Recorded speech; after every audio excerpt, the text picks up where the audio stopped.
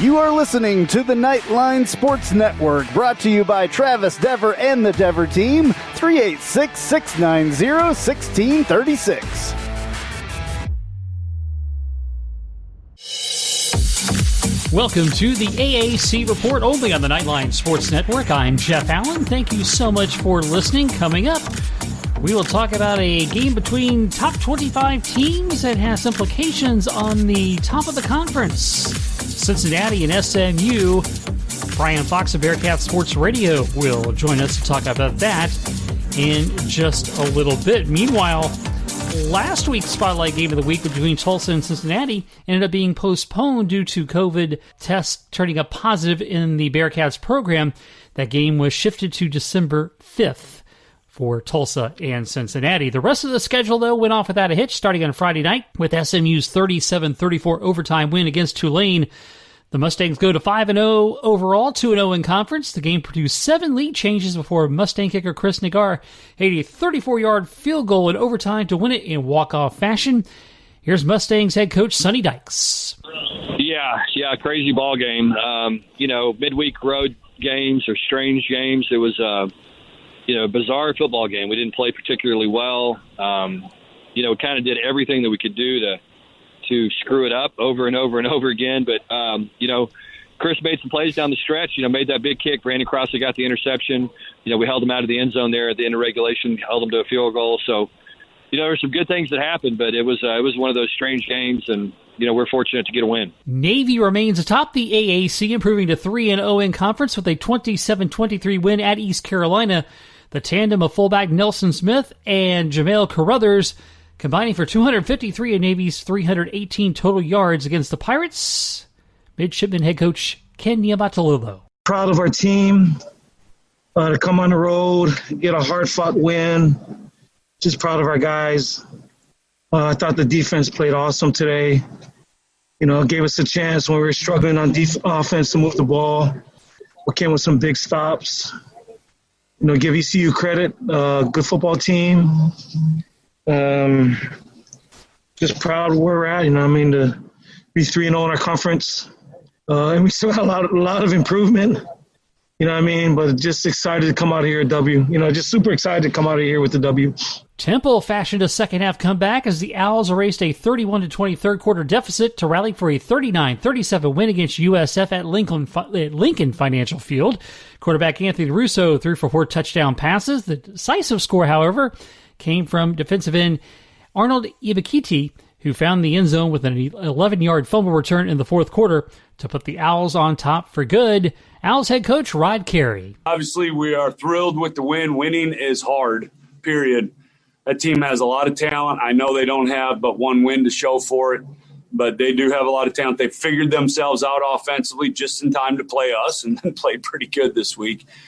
Defensively, certainly some things to clean up, but had the 2-point stop when we needed to. Talk about situational defense and critical time defense. Games come down to 4 or 5 plays. We were on the wrong end of that last week, and this week we were certainly on the right end of that. So thank you, Vinny. Very, very happy with our guys' effort, how they hung in there. I said this last week, too, is that no disrespect to last year's team. They were a good team, and I love being around those guys, but this team hangs in there. And they don't flinch. And, yes, we were a little down at halftime after the blocked field goal and all those different things, things that we had. But, they hung in there and found a way. Houston went out of conference, and they fell to number 13, BYU, 43-26. That was a game they held the lead by 5 at the end of 3 quarters. This week's games also kicking off on Friday this week with just a single game this time. Tulsa at South Florida. That'll be at 7:30 on ESPN. USF leads the all-time series 3-0 and won 2 years ago by just a single point, 25-24. The Saturday games look like this. Temple at Memphis. That'll be noon on ESPN+. Temple leads the all-time series 3-2 and was victorious in last season's meeting by a 30-28 score. Tulane at UCF. That'll be 2 o'clock on ESPN2. The Knights lead the overall series 7-2 and won last year's game by a 34-31 score. Houston at Navy, 3:30 on CBS Sports Network. Houston leads the all-time series 4-2, and Navy won last year's contest in a score fest 56-41. Coming up next, we look at our Spotlight Game of the Week as Cincinnati takes on SMU in a battle of unbeaten top 25 teams. Brian Fox of BearcatSportsRadio.com will join us to talk about that after this quick timeout on the AAC Reports.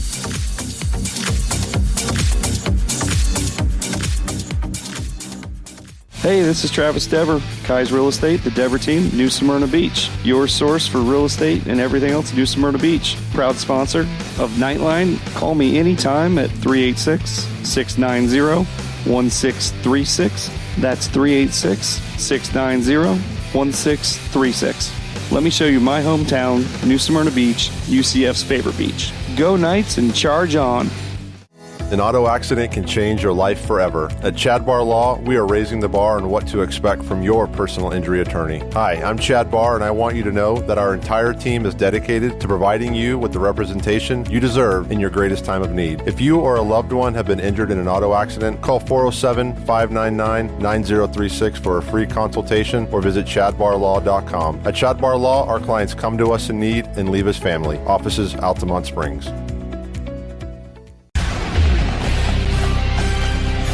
Our Spotlight Game of the Week featuring number 9 Cincinnati, number 16 SMU.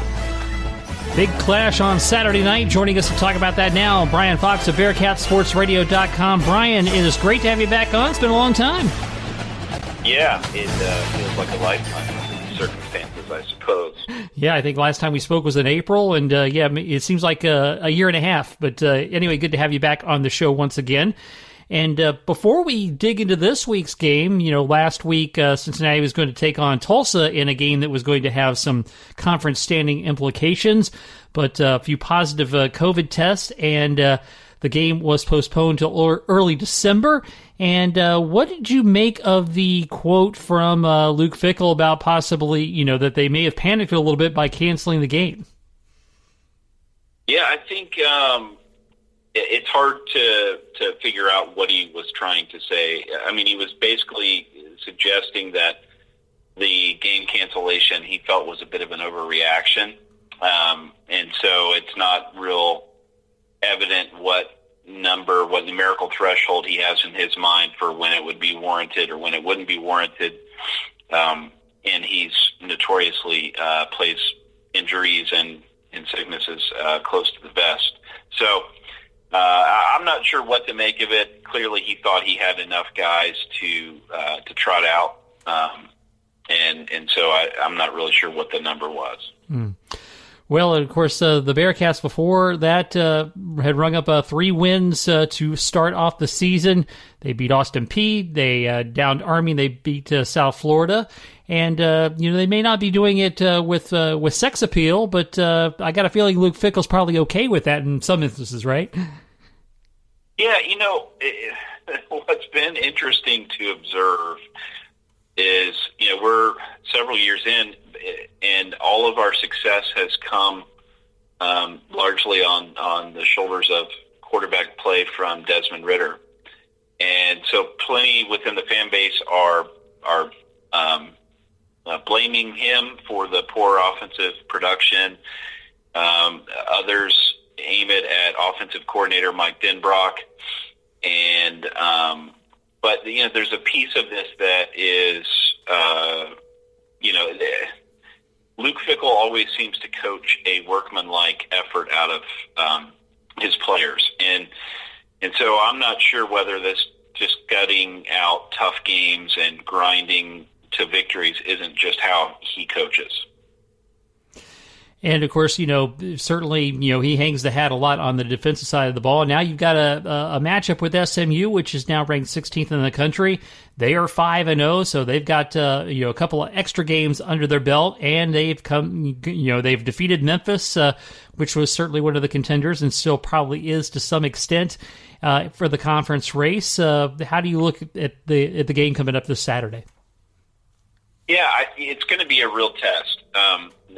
Bearcats defense has been very impressive this season Our defensive line is one of the most highly rated, according to Pro Football Focus.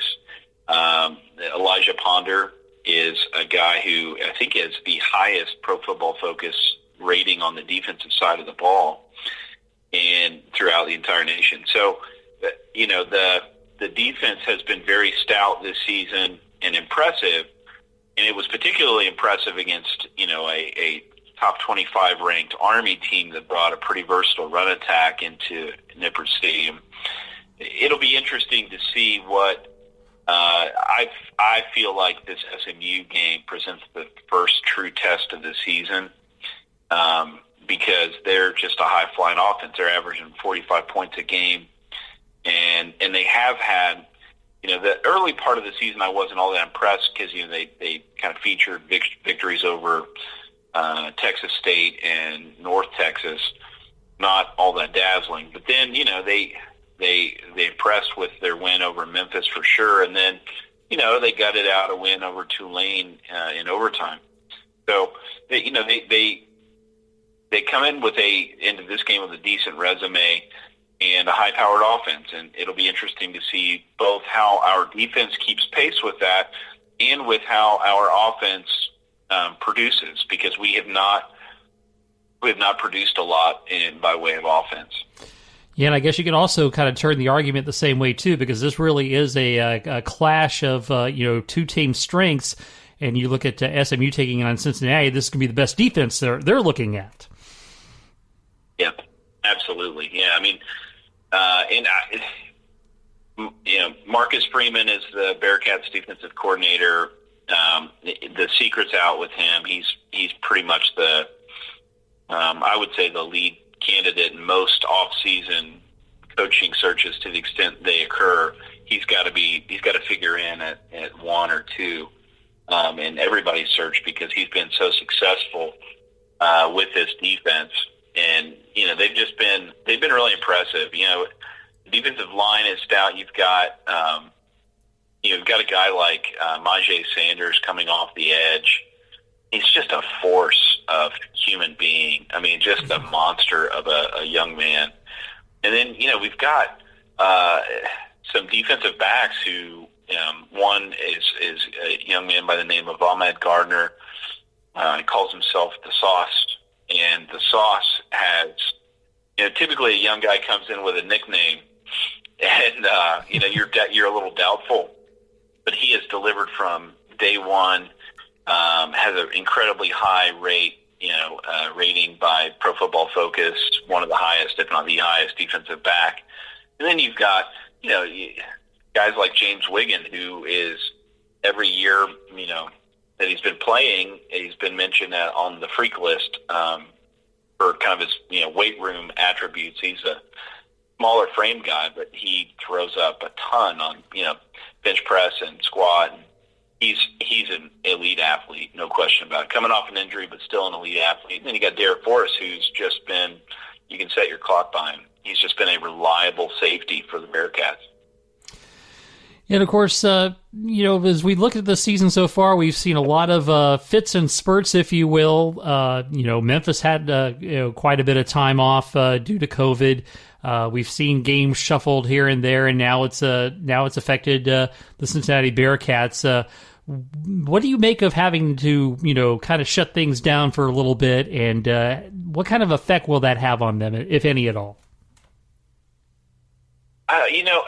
It's hard to say because, this has been a significant gap, and there's a rhythm to the season where you just kind of bind up your wounds and advance to the next weekend. And there's a benefit to that rhythm because you get to just put all of your mistakes and bad plays in the rearview mirror. And what's been interesting about this season, this is why I think so much of the fan base has latched on to this quarterback controversy, if you will. It's right behind Desmond Ridder is a young man named Ben Bryant. Both of them are tremendous people above and beyond their quarterback play, but they're both talented in different ways. Desmond's very dual threat guy. He has missed targets, but he also makes up for a lot with his feet. Ben Bryant was a guy that was originally committed to play at Wisconsin, and we got him because he visited Georgia, and Wisconsin apparently wanted to use that as a reason to move to a different target for their quarterback class that year. But he landed in our laps, and he's an immense talent, great arm, great head for the game. And he hasn't had a ton of game reps this season. And he just got thrown in last year when Desmond was injured in the Memphis game, one of the many brutal Memphis games that we played last season. So he's a little untested in game reps where it counts. And so I think fans have had the benefit of weeks off and time to focus and just be pessimistic about what has happened. And so they've latched on. And I get it. Our offense has not been producing the kind of numbers you might expect with an elite defense like we have. So SMU sets up as a very great showcase for the offense to either sputter or to surprise people and maybe start clicking. So, I'm not sure how much the week in and week out rhythm has adversely impacted us because we've had several down weeks. I know Luke Fickell's talked about trying to, introduce ways for the guys to compete. And so hopefully some of those things work and are beneficial, and the guys will come out sharp and play well. I know Coach Fickell is looking at things one game at a time, but, after this week, it's another bout with Memphis. So really over the course of the next 2 weeks, we could find out, whether Cincinnati's contending for the conference championship game or if they're not. Yeah, and, these are 2 big weeks for the University of Cincinnati. These are 2 big weeks for the American Athletic Conference because, University of Cincinnati is now a top 10 team. Mm-hmm. And often the largest impediment to our teams being able to gain enough ground to be in that college football playoff discussion is, there's a lot of, kind of crazy optics where, you get some of these, they're upper tier Big Ten teams, but, maybe they would compete for the title in the American, but like you're not your Ohio State, but that program right underneath there, Minnesota, Northwestern will pop sometimes. Penn State frequently pops. So often we get crowded out of the college football playoff discussion because of those programs that just naturally figure into the discussion. And with the Big Ten having a shortened season, obviously we're in the middle of the discussion. So I would say the next 2 weeks are big for the University of Cincinnati. They're big for the conference, and they're big for the college football playoff picture because if we can sneak past these 2 weeks or even impress, especially with, I think SMU comes in ranked 16th. So if we can handily defeat SMU, which is no small task, then I think we might figure in more to that college football playoff conversation, which would be pretty cool. Yeah, and it and unfortunately because of the Group of 5 situation, it predicates pretty much going undefeated to even have a sniff at it. So it is definitely a situation that bears watching. And what do you make of the conference so far this season? Navy's sitting atop at 3-0, but it's you could make a case they're a little smoke and mirrors, and it's probably not sustainable. And Tulsa has kind of been impacted twice now. With cancellations, and I'm sure they would much prefer to play Cincinnati now than in early December. Probably, I'm thinking. Yeah, I think so too, and and it's been weird how the schedule has kind of sorted out, and these cancellations have impacted things. I mean, having the game called off last week was, it disrupts kind of what everybody expected. Coming into this weekend and looking at how things will set up. And I think, there's this weird believability thing that occurs in teams sometimes. When UCF went undefeated that season, you could see that team get stronger as the season went on because they believed more and more in themselves. And so, yeah, the team in December sets up far differently than they might in early to mid-October when they're still kicking the tires and trying to figure out whether they're going to be great. This is there's no way in the world I would consider this a trap game, to borrow kind of is that only a basketball phrase, trap game? I get you. I don't think this is that because clearly, SMU has probably proved more with their resume, their actual in-game resume, than we have. Mm-hmm. Bearcats have not, we've got 3 wins and we haven't lost any, but we also haven't. I still don't believe that Army win was a feature win. It was nationally televised and that's great, but it was not a. We didn't beat them bad enough. It wasn't that great. Mm-hmm. So we need a little more. We need more style points, and we obviously got to notch more and more victories in our belt. But we need some style points too. We need to score a lot. So, in your final estimation, what do you think happens on Saturday night? So I'm not sure what the line is set at, or what the over/under is. But if I was a betting man, I would pick the over. I think both of these teams will come out and score a fair bit. I think it'll be hard for the Bearcats to really contain that SMU offense to the point where like they have for other teams. So I think SMU still eclipses. I think they get over the 25-point barrier, but I still think the Bearcats win by a score or 2. Yeah, it's looking at 2.5 as the line. The over/under is 56. So I think there's definitely numbers that are attainable there. I'd hit the over. Sure.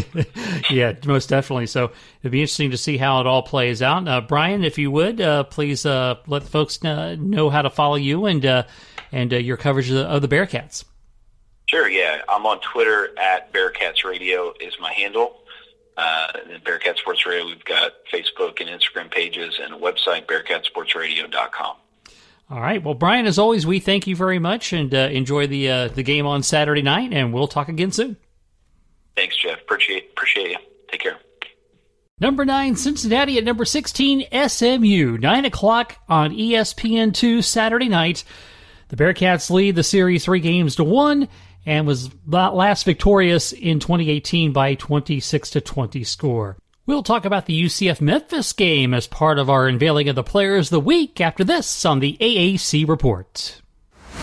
Hello, Night Nation. This is Andrew Fagley reminding you to tune in every Tuesday night, 9 to 10 p.m. on WDBO 107.3 FM and AM 580, plus the WDBO app for Nightline at Night. Brought to you by Chad Bar Law. We'll be taking your calls and your texts reacting to the previous week's UCF sports action, and you never know who will show up.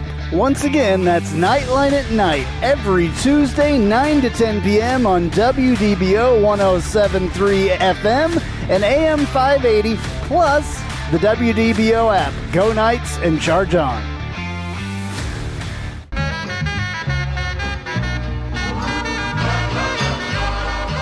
Welcome. This is a promo for the Take a Left at Albuquerque podcast, new to the Nightline Sports Network. You should listen to it. I say things like this. We need to stop blaming Jerry because we would do the exact same thing if we owned the Dallas freaking Cowboys. Do you know how much fun it is to own the Dallas Cowboys? My guests will say things sometimes like this. It's the Lord of the Flies thing that happens when they don't understand that things are wrong, spoiler alert, until Piggy dies. Lord of the Flies has been out for like 100 years. I don't even know. Yeah.